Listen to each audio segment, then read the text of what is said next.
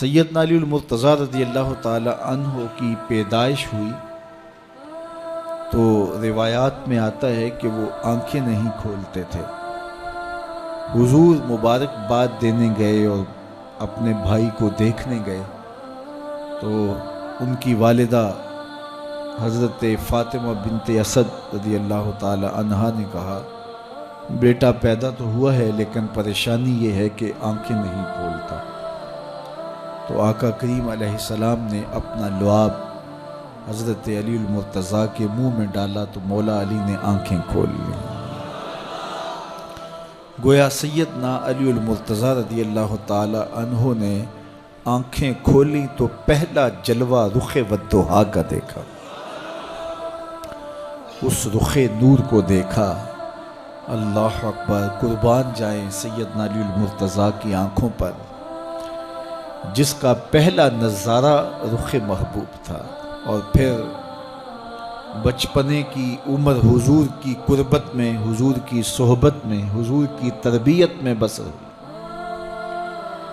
آقا کریم علیہ السلام جب اللہ کے حکم سے اعلان نبوت فرمایا تو سیدنا علی المرتضیٰ رضی اللہ تعالی عنہ نے ایمان لانے والوں میں سر فہرست اپنا نام لکھوایا، اور آقا کریم علیہ السلام کے ساتھ پھر ہر محاذ پہ کھڑے ہوئے نظر آئے۔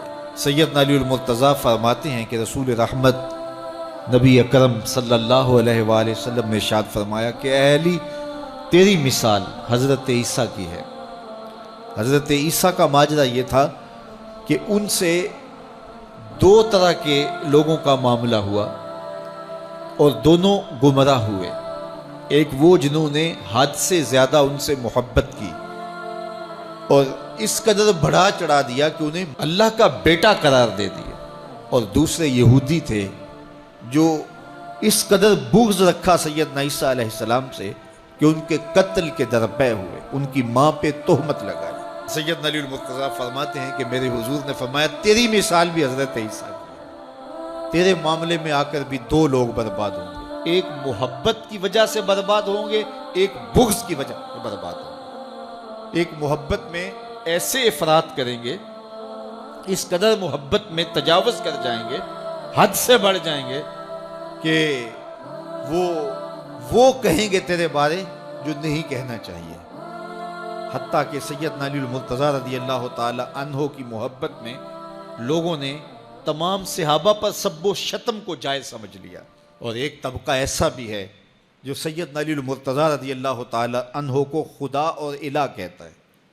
یہ نصیری سیدنا علی المرتضیٰ رضی اللہ تعالی عنہ کو الہ کہتے ہیں، علی اللہ کا نعرہ لگاتے ہیں۔ ایک طبقہ محبت میں تجاوز کر کے اس قدر جو ہے وہ سیدنا علی المرتضیٰ کے بارے میں اعتقاد قائم کرتا ہے کہ وہ گمراہی کے گڑھے میں جا گیا، اور ایک طبقہ وہ ہوگا جو تیرے ساتھ بغض رکھ کے برباد ہوگا۔ سیدنا علی المرتضیٰ رضی اللہ تعالیٰ عنہ کا نام بھی گوارا نہیں ہوگا۔ سیدنا علی المرتضیٰ کا نام لیا جائے تو طبیعت میں بے چینی اور اضطراب پھیل جائے گا۔ اور ایک طبقہ ایسا ہے نواسب کا، نواسب باقاعدہ 10 محرم کو سیدنا علی المرتضیٰ رضی اللہ تعالی عنہ کے شہزادے کی شہادت کے دن کو عید کے طور پہ منایا کرتے ہیں۔ وہ نئے نئے کپڑے پہنتے ہیں، انواع و اقسام کے کھانے کھاتے ہیں اور ایک دوسرے کو مبارکیں دیتے ہیں اور گلے ملتے ہیں۔ تو نواسب سیدنا علی المرتضیٰ اور خاندان نبوت کے ساتھ بغض رکھنے کی وجہ سے برباد ہوئے، اور جو نصیری اور وہ طبقات جو حضرت سیدنا علی المرتضیٰ کے ساتھ محبت کے ازدیاد میں یہاں تک جا پہنچے کہ انہیں ابن اللہ کہہ دیا، یا ان کی محبت کے اندر جلیل القدر ہستیوں پر تان و تشنیع کے تیر برسائے، تو یہ گمراہی کے گڑھے میں جا گرے۔ تو میں کہتا ہوں انہیں مبارک ہو جو سیدنا علی المرتضیٰ رضی اللہ تعالیٰ عنہ کے ساتھ وہ پیار کرتے ہیں جو شریعت اسلامیہ، شریعت بیضا کا تقاضا ہے، جس سے رسول اللہ کی آنکھیں بھی ٹھنڈی ہوتی ہیں، اصحاب رسول کی آنکھیں بھی ٹھنڈی ہوتی ہیں، اور اہل بیت رسول کے دلوں کو بھی قرار پاتے ہیں۔ اہل بیت نبی کے گھر والے ہیں اور صحابہ نبی کے در والے ہیں، ہم کہتے ہیں گھر والوں تمہیں بھی ہمارا سلام اور در والوں تمہیں بھی ہمارا سلام۔ کتنے لوگ تھے جو ہمارے ساتھ چلتے ہوتے تھے، آپ ذرا اپنے ذہن پہ زور دیں۔ بچپن کے دوست، کلاس فیلوز، کاروباری ساتھی، گلی محلے کے لوگ، رشتہ دار، اعزاء و اقربا، آباء و اجداد، اور کتنے لوگ آپ کے مخالفین، معاندین، یہ ساری ایک فہرست ذہن میں لائیں تو ایک دم خیال پڑتا ہے فلاں بھی چلا گیا، فلاں بھی چلا گیا۔ کوئی سال کے بعد اچانک کوئی بات یاد آتی ہے تو یاد آ جاتا ہے، کوئی 6 ماہ کے بعد یاد آتا ہے۔ کئی ایسے لوگ ہیں کہ سال ہا سال بعد یاد، ہاں وہ بھی ہوتا تھا۔ مٹی کا رزق بن گئے، قصہ پارینہ بن گئے۔ کہانی تو اتنی سی ہے نا، جو اکڑ اکڑ کے چلتے تھے آج وہ مٹی کا رزق بن گئے ہیں۔ جو اپنے بدن پہ چٹکی مٹی بھی نہیں پڑنے دیتے تھے آج ان کے کفن بھی تار تار ہو گئے۔ حضرت غوث اعظم فرماتے ہیں قبرستانوں میں جا کے دیکھو کیسے کیسے حسینوں کی مٹی خراب ہو رہی ہے۔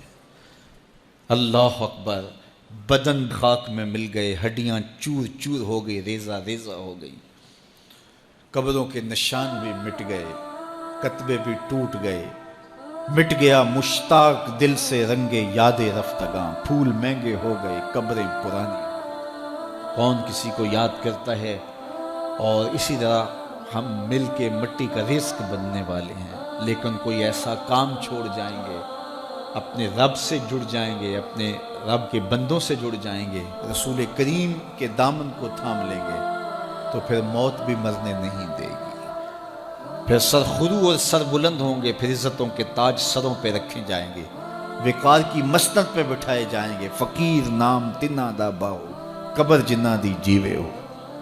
پھر قبروں پہ بھی چراغاں ہوگا جب ہم ان سے جڑ جائیں گے۔ تو یہ مختصر زندگی کی تمام تر لطافتوں کے حصول کے ساتھ گزرنی چاہیے۔ کتنے نوجوان ہیں جنہوں نے اپنی توبہ کو مؤخر کیا تھا بڑھاپے کے لیے، اور آج قبرستانوں میں دفن ہیں۔ آپ جا کے قبرستانوں میں دیکھیں، وہ سوچتے تھے کہ ابھی تو جوانی ہے، جوانی سے لطف اندوز ہو لیں، بڑھاپے میں توبہ کر لیں گے، لیکن بڑھاپا نہیں آیا، موت آ گئی۔ موت تو برحق ہے، یہ تو آ کے رہنی ہے، لیکن بڑھاپا لازمی نہیں ہے کہ ضروری آئے۔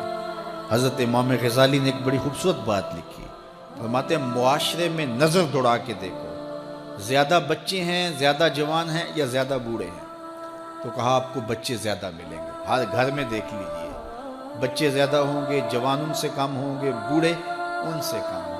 تو اگر بوڑھے تھوڑے ہیں، جوان زیادہ ہیں، تو غزالی فرماتے ہیں پھر بات سیدھی سیدھی ہے، بڑھاپے تک کوئی کوئی پہنچتا ہے، زیادہ جوانی میں چلے جاتے ہیں۔ اور کہا کہ اگر جوانوں سے بچے بھی زیادہ ہیں تو پھر اس کا مطلب ہی سیدھا سیدھا ہے کہ جوانی تک سارے نہیں پہنچتے، بہت بچپن میں چلے جاتے ہیں۔ غرہ کس پہ، ناز کس پہ، غرور کس پہ، تکبر کس پہ؟ تو یہ مختصر زندگی جو اللہ کی امانت ہے، اس کو اللہ کے نام پہ گزارو۔ جو بیت گئی وہ بیت گئی، وہ تو منہا ہو گئی زندگی سے۔ وہ مجھے رات سے کچھ لوگ میسج بھیج رہے ہیں کہ آج 16 مارچ ہے اور آپ کا پیدائش کا دن ہے، مبارک ہو، اللہ سب کو جزا دے۔ لیکن میں آج اپنی چھوٹی بیٹی کو بھی کہہ رہا تھا، وہ مجھے بولی کہ ابو آپ کو مبارک ہو، تو میں نے کہا کہ آپ ہاتھ اٹھا کے اللہ کی بارگاہ میں دعا کرو کہ اللہ آپ کے باپ کے 46 سال کے گناہ معاف کر دے۔ یہ تو زندگی گزر گئی ہے، 46 سال میرے ہاتھ سے نکل گئے ہیں، میں الٹا بھی لٹک جاؤں تو یہ میرے ہاتھ نہیں آ سکتے۔ اگر میں نے اچھے گزارے ہیں تو مجھے مبارک ہو اگر قبول ہو گئے ہیں، اور اگر اچھے نہیں گزرے تو مجھے توبہ کرنی چاہیے، زندگی کی کوتاہیوں سے توبہ کرنی چاہیے۔ ہم سمجھتے ہیں ہم بڑے ہو رہے ہیں، حقیقت میں ہم چھوٹے ہو رہے ہیں۔ ہم اپنی زندگی کے اہداف طے کریں، زندگی کے مقاصد طے کریں، ساری زندگی اس کے گرد سفر کرنی چاہیے۔ کئی لوگ ساری زندگی گزار دیتے ہیں، ان کو ساری زندگی راستے نہیں ملتا کہ جانا کدھر ہے۔ وہ کیوں؟ وَأَضَلُّ السَّبِيلَ، اللہ فرماتا وہ بھٹکے ہوئے مسافر ہوتے ہیں۔ اللہ سے راستہ مانگو، آہستہ چلو لیکن منزل کا تعین کر کے بڑھو، بڑھتے رہو، منزل تمہارا استقبال کرے گی۔ آج مشکل ہے تو کل آسانیاں ہوں گی۔ تو یہ زندگی تیزی کے ساتھ کٹ رہی ہے، لمحہ لمحہ میں اور آپ موت کے قریب ہو رہے ہیں۔ قبل اس سے کہ وہ وقت آئے کوئی حجت باقی نہ رہے، مجھے اور آپ کو اپنی آخرت کی تیاری کی کوشش کرنی چاہیے۔